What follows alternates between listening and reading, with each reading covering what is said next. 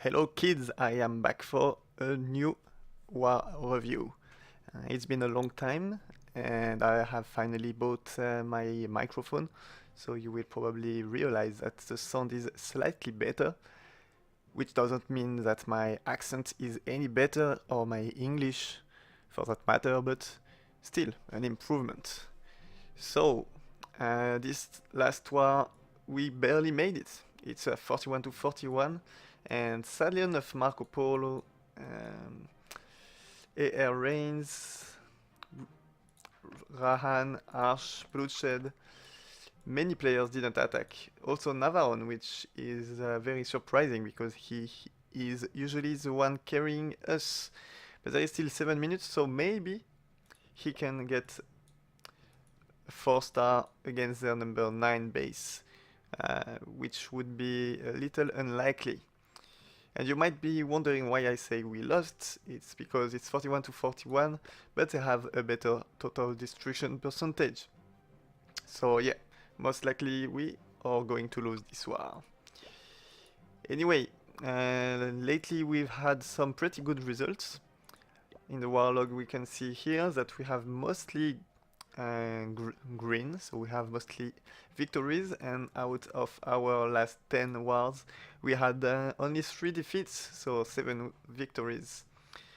And we also managed to get up to 15 versus 15 wars, so this is pretty good. For quite some time we have been only able to have success in 10 versus 10.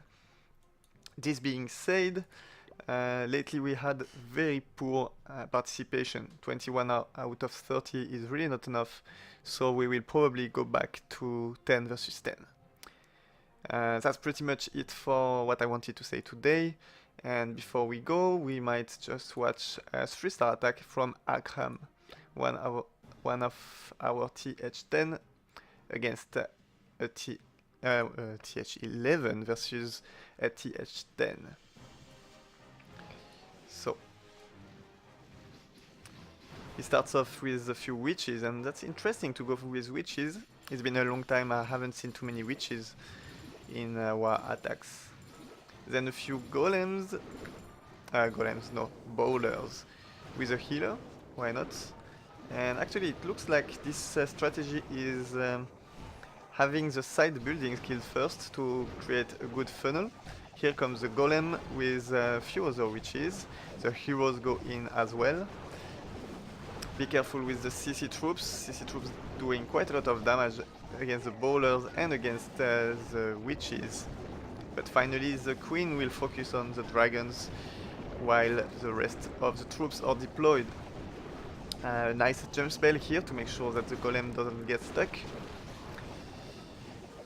Quite a few units will go to the side lanes, which can be a problem, but since there is not that much defense in the middle, and by not that much I mean not any Inferno towers, the queen will most likely be able to clean everything.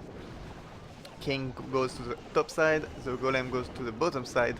The golem will die pretty quickly here now, but the thing is, after the golem dies, there are lots of those little skeletons to take the focus on the Infernos, so not too much damage after all for this Inferno tower. Meanwhile the heroes on the top side are doing quite a lot of work. And there are still a few witches alive. Good, those witches have done a lot of work in this attack. And here comes, the queen against this Inferno. And sadly enough, this little skeleton didn't manage to make it to the Inferno tower before the queen. So it gets a little bit problematic here, and it could have not finished in a 3-star if he didn't manage to kill this Inferno.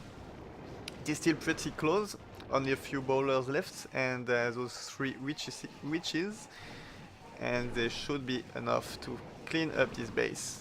So this attack was pretty well orchestrated, pretty well planned, and honestly a TH11 against a small TH10 like this, I wouldn't expect anything less, but this is still pretty good.